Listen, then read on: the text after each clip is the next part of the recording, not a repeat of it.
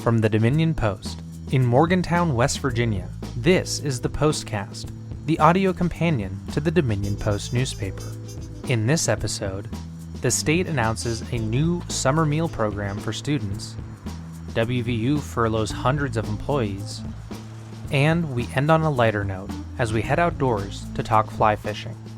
I'm your host, Chris Schultz, and these are the week's top stories.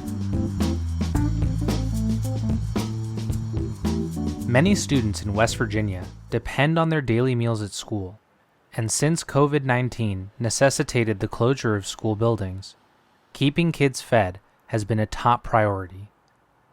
Now, the state has announced a new plan to ensure students are provided for through the summer.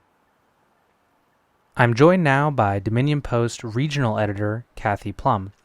Kathy, what exactly is the state's plan to keep students fed over the summer?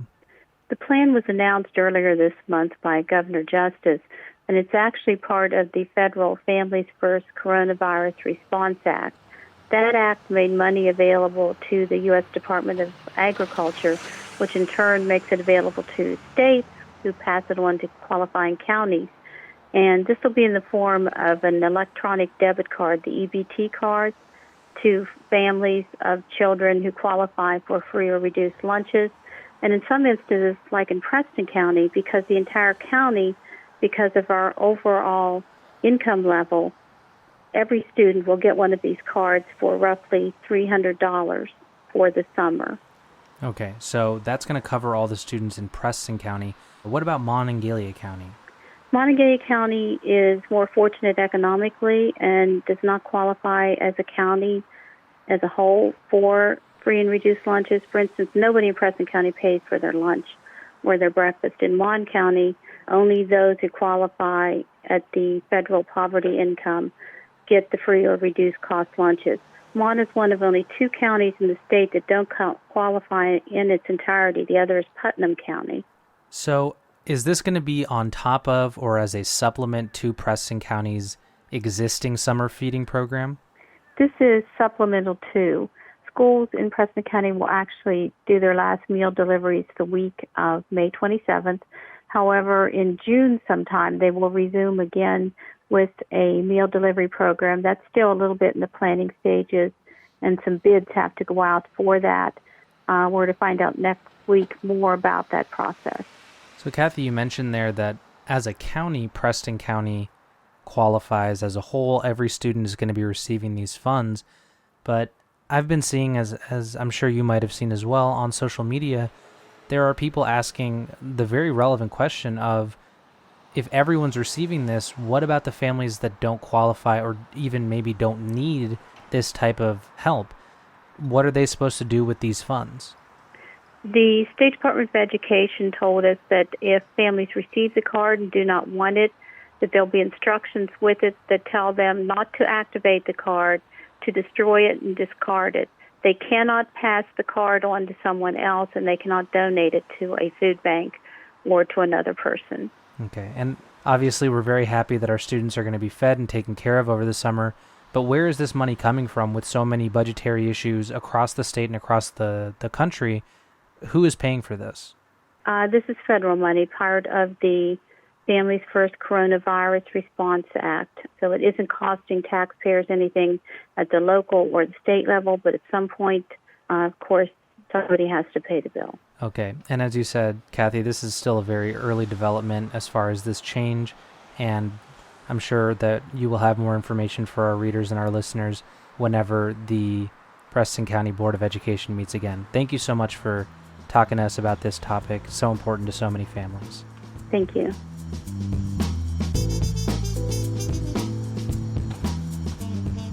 The economic impact of the pandemic continues to be widespread, affecting individuals as well as organizations both big and small. Last week, in an effort to mitigate its financial losses, West Virginia University announced the furlough of nearly 900 employees. I'm joined now by Dominion Post business editor Suzanne Elliott. Suzanne, can we start here by having you explain to us what exactly a furlough is? A furlough is the best way to describe it is a temporary layoff. You go on unemployment for however long the furlough is, and the company that you're working for will call you back at a specific date. And what is that date? What is the length of this furlough for the WVU employees that are affected? Well, there are 875 employees affected, and some of the furloughs are going to be for a month, and some of them are going to be for roughly 2 months. And during the time that they're furloughed, they will continue to receive benefits from the university. And Suzanne, do we know what departments or what sections of the university are impacted by these furloughs? Well, let me tell you who wasn't impacted by the furloughs, the faculty members. The way the university described it is these are the people that are furloughed are involved in auxiliary services and in the business department. And the university justified letting these people go because, frankly, their services aren't needed right now until the university gears up again in the fall for the fall semester. Understood. So obviously the university is making these moves, making these furloughs to try and mitigate some of the losses that they've been facing, as have many other organizations, because of COVID-19. How much of a loss in revenue is West Virginia University facing at this time? At this time right now, they were projecting a $30 million shortfall in their current budget, obviously brought on by COVID-19. The furloughs will save the university about $4 million. In addition, the university is no longer traveling overseas. There are no athletic teams traveling. And the campus is basically closed until the fall semester begins. So they're saving money that way as well. And exactly how much will the furloughs, you mentioned other measures that they're taking, but how much will the furloughs help the university recoup? $4 million. And is there any particular reason why they chose to furlough now rather than, say, for example, next month or the month before? They wanted to take advantage of the extra $600 a month provided under the Federal Stimulus Act, and essentially will give the furloughed workers unemployment and an additional $600 a month. And the federal program, ends June 30th. Okay. Well, Suzanne, obviously huge impact locally with so many employees living in the Morgantown area. Thank you so much for talking to us about this story today. My pleasure, Chris.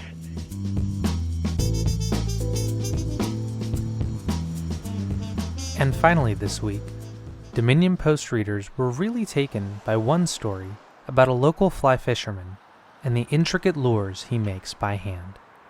I'm joined now by Dominion Post outdoor reporter Andrew Spellman. Andrew, before we get into your actual story, if you can clarify for those of us that aren't familiar, what is the difference between fly fishing and the regular kind of fishing?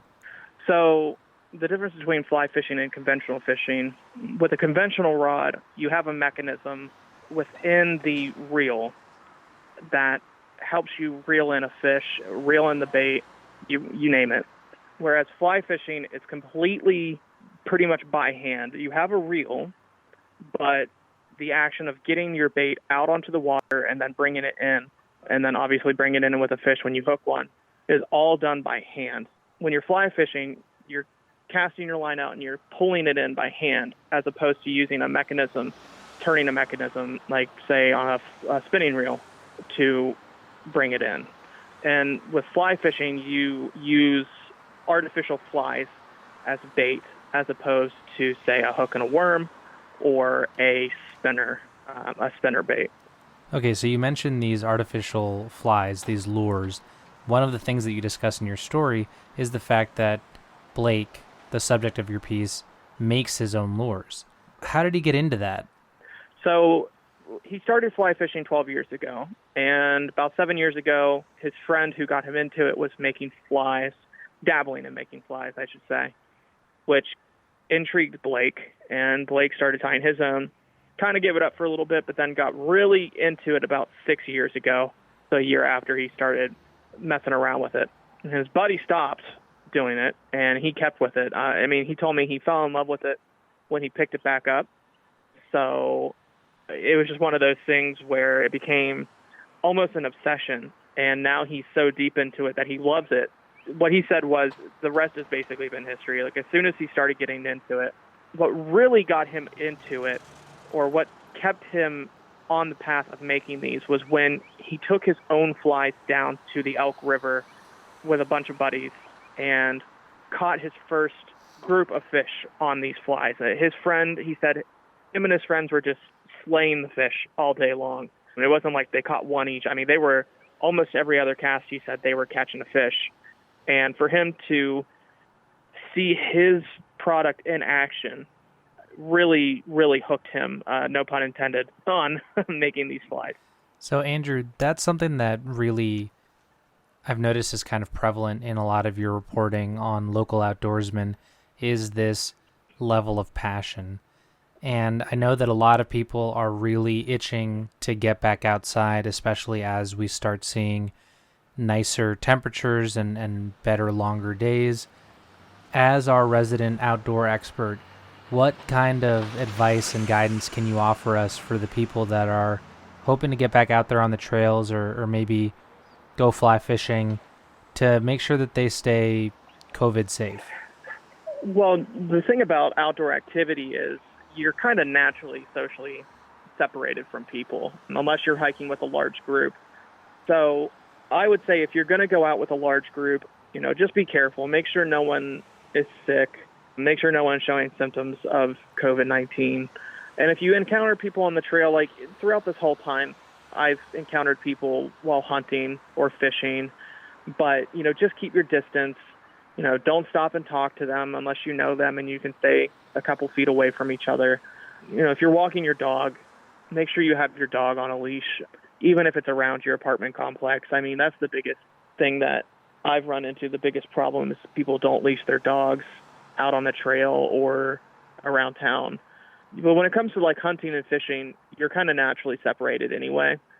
If you go to like Cheat Lake and you're shore fishing, or the trout pond at Cooper's Rock, just stay away from people. You're not going to catch a fish shoulder to shoulder with somebody anyway.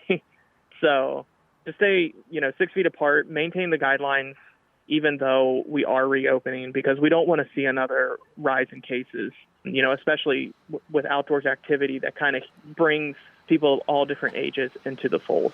Some excellent advice there. And obviously, Andrew, beyond not being able to catch fish, you're going to get your lines all crossed if you stand so close to someone. Yeah, that's the other thing, and that's really annoying when it happens. All right, well, Andrew, thank you so much, and be sure to check out Andrew's article at thedominionpost.com right now, as well as his own podcast, The Best of Seven, which is now weekly, correct? Yes. Yeah, Sean and I are now doing that weekly. All right, great. Well, thanks so much for coming on to my show. Hopefully we'll be talking to you a lot more as the weather gets better here. Yeah, hopefully. Thanks for having me.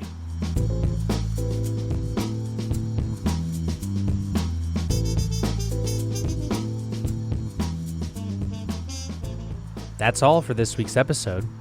The links to all the stories we discuss are also in the description of this episode on your podcasting app. If you haven't already, subscribe to make sure you don't miss a single episode. We would also really appreciate it if you would take the time to rate and review us. Nobody's exactly sure why, but a rate and a review combo really goes a long way to boost the show. Be sure to check out our sports podcast, Best of Seven. Andrew and Sean are now putting out new episodes every week. You can also check out our local history podcast, All About History. Episode 4 of All About History, all about the Spanish influenza in Morgantown, will be released this weekend. We want to hear from you. Do you like the show? Do you hate the sound of my voice? Is it too loud? Is it too quiet? Let me know. Email podcast@dominionpost.com, or you can reach out on any of the Dominion Post social media. We're Dominion Post, WV, on Twitter, Dominion Post _WV on Instagram, or go to our Facebook page, facebook.com/Dominion Post WV. Tweet directly at me if you like. I'm at Schultz Reports on Twitter. That's SCHULZ. Thank you so much for listening, and I'll see you back here next week. Wash them hands. Bye.